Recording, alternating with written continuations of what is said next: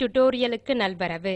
இந்த படத்தை எடிட் செய்ய ஆரம்பிக்கும் முன் உங்கள் உண்மை படத்திற்கு ராவ் பயன்படுத்துவது குறித்து சற்று சொல்ல விரும்புகிறேன். இந்த படத்தை ஜெபிஇஜி இல் எடுத்திருந்தேன் எனில் இதை என்கோடு செய்ய பிரைட்னெஸ் க்கு 256 படிகளை கொடுத்திருப்பேன். இது சற்று கருப்பு வெள்ளையாகவும் நீலம் மற்றும் பச்சை கலந்ததாகவும் இருந்தாலும் அடிப்படையில் இது கிரே மட்டுமே. ஜெபிஇஜி உடன் கிரேவுக்கான 256 வெவ்வேறு மதிப்புகள் உள்ளன. கருப்புக்கு 0 மற்றும் வெள்ளைக்கு 255. இந்த படத்தில் வெள்ளை இல்லை, சற்று கருப்பு உள்ளது. எனவே சிறு இடம் மட்டுமே இதற்கு பயன்படுத்தப்படுகிறது. எவ்வளவு என்று பிறகு சொல்கிறேன். இந்த படத்தை ராவ் ல் எடுத்திருக்கிறேன்.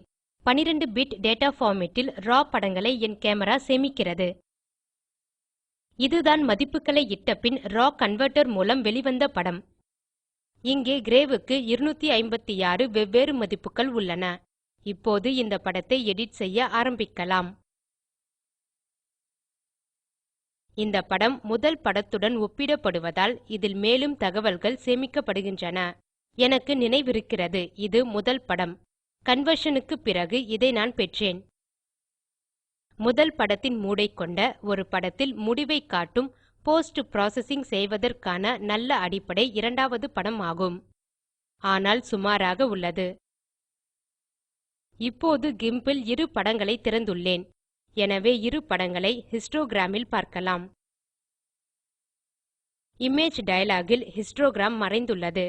ஆனால் இமேஜ் டயலாக் ஐ அடைய 3 வெவ்வேறு வழிகள் உள்ளன. முதல் வழி டூல்பார் ல் உள்ளது.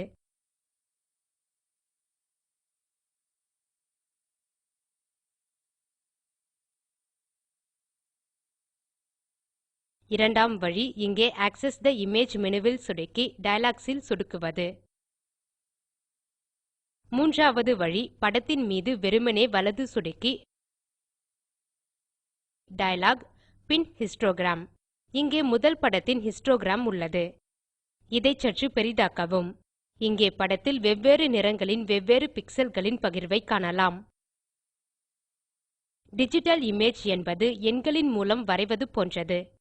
படத்தை பெரிதாக்கும் போது பல சிறு கட்டங்களை காணலாம். ஒவ்வொரு கட்டமும் வெவ்வேறு நிறத்தை கொண்டது. இது பிக்சல் எனப்படும். ஒவ்வொரு நிறமும் ஒரு மதிப்பால் வரையறுக்கப்படுகிறது. கலர் பிக்கரின் உதவியுடன் இந்த மதிப்புகளை காட்டுகிறேன்.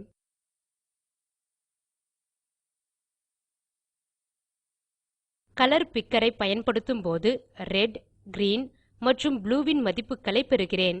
இந்த படத்தில் ரெட் ன் மதிப்பானது கிரீன் மற்றும் ப்ளூ வின் மதிப்பை விட சற்று குறைவு.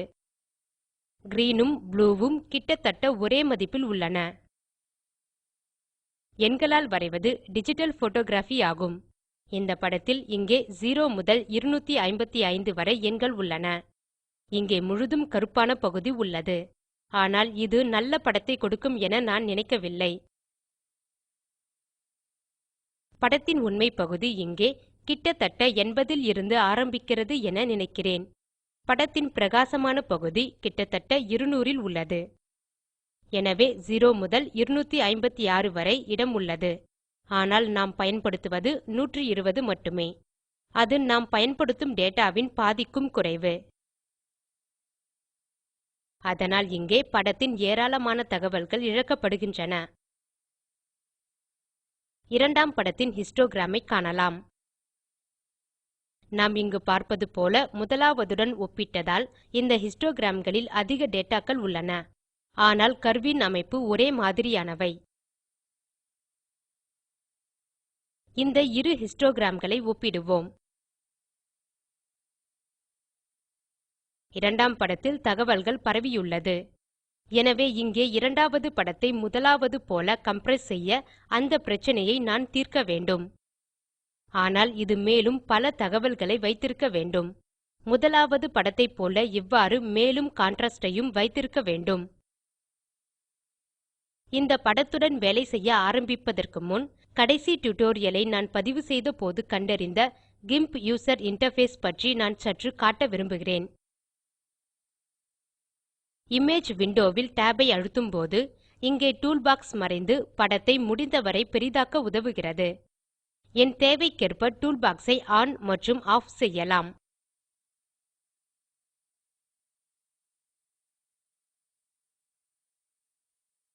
எனவே இங்கே நான் செய்வதை நானும் நீங்களும் நன்கு பார்க்கலாம். படத்தை எடிட் செய்ய ஆரம்பிக்கும் முன் சில செட்டிங்ஸ் ஐ நான் மாற்ற வேண்டும். எனவே ஃபைல், பிரெஃபரன்ஸ்,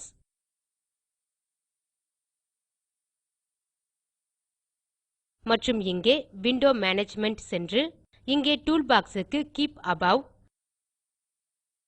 மற்றும் டாக்ஸ் க்கும் கீப் அபோவ் ஐ தேர்கிறேன். மீதி ஆப்ஷன்களை இருப்பது போன்றே விட்டுவிடுகிறேன். ஒக் ஐ அழுத்திய பின் கிம்ப் அறிவித்தவாறே வேலை செய்கிறது.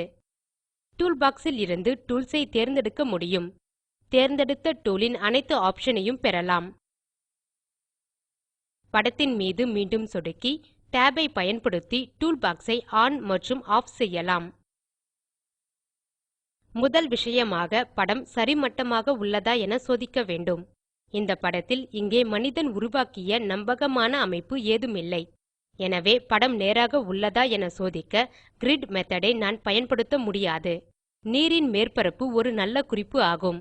ஆனால் எல்லையை இங்கு நாம் காணவில்லை. நீரின் கோடுகளும் சற்று தவறாக வழிநடத்துகின்றன.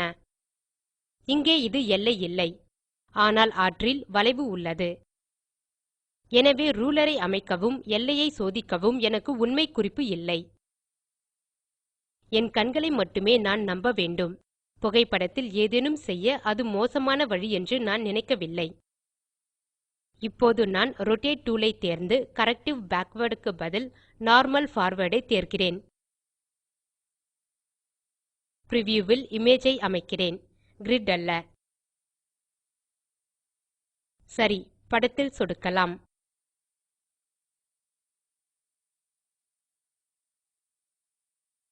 இங்கே மையத்தில் சென்டர் ஆஃப் ரோடேஷன் என்ற ஒரு புள்ளி உள்ளது. அதை சுற்றி படம் சுழற்றப்படுகிறது. இங்கே படத்தை சுழற்ற விரும்பும் கோணத்தை அமைக்க டயலாக் உள்ளது. படத்தை சுழற்றுவதில் உதவ இங்கே ஒரு ஸ்லைடர் உள்ளது. ஆனால் இதை கையாளுவது கடினம் என காணலாம். இந்த அளவுக்கு படத்தை சாய்க்க முடியும் என்று நான் நினைக்கவில்லை. எனவே இங்கு 0 க்கு செல்கிறேன். இப்போது படத்தை சுழற்ற இந்த பாணியை பயன்படுத்துகிறேன். படம் வலப்பக்கமாக சற்று சாய்ந்துள்ளது என நினைக்கிறேன். எனவே படத்தை இடப்பக்கமாக சுழற்ற வேண்டும். அதாவது இடஞ்சுழியாக. எனவே எதிர்மறை மதிப்புகளை தர வேண்டும். எனவே சரியான நேரான படத்தை பெறும் வரை ஆங்கில் ஐ மாற்றிக்கொண்டே இருக்கிறேன். எனவே -0.25 டிக்ரி க்கு ஆங்கில் ஐ அமைக்கிறேன். இந்த விண்டோவை மேலே இழுத்து ரோட்டேட் ல் சொடுக்கி இந்த செயல்பாட்டின் முடிவிற்காக காத்திருக்கவும். அடுத்தபடி கிராப்பிங். படத்தில் கப்பல், நீர் மற்றும் இந்த பறவைகளை வைத்திருக்க விரும்புகிறேன். இந்த படத்தில் இங்கே இந்த புல், இங்கே இந்த பகுதி தேவையில்லை மற்றும் என் படத்தில் இந்த ஆற்றின் கரை வேண்டும் என நான் நினைக்கவில்லை.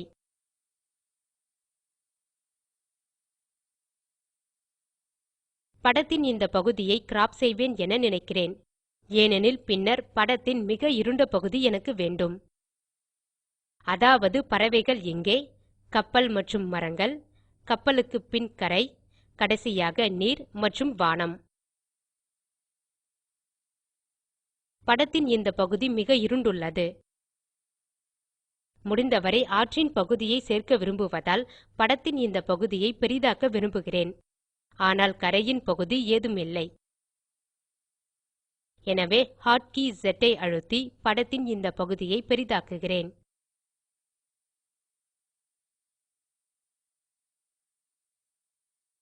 இங்கே மற்றொரு பறவை பறக்கிறது.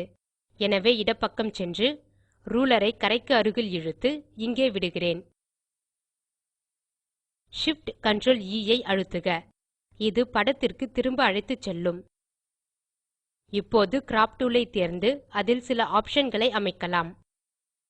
எனக்கு பிக்ஸ்ட் ஆஸ்பெக்ட் ரேஷியோ 2:1 வேண்டும்.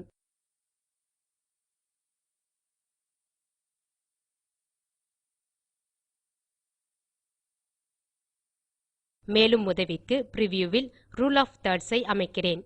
இது சில உதவும் வரிகளை கொடுக்கும். இங்கே சேர்த்தவைகளை காணலாம். இங்கே பறவைகளின் கூட்டம் மற்றும் இங்கே ஒரு தனிப்பறவை உள்ளது. இப்போது ரூலர்களை சொடுக்கலாம். படத்தின் கீழ்ப்பகுதியில் அங்கே நீர் உள்ளது. ஆனால் இதில் போதுமான நீர் இல்லை மற்றும் வானம் அதிகமாக சேர்க்கப்படுகிறது.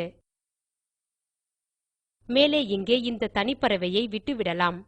படத்தில் பறவைகளின் கூட்டம் இருப்பதை விரும்புகிறேன். இப்போது இதை சற்று கீழே இழுக்கிறேன்.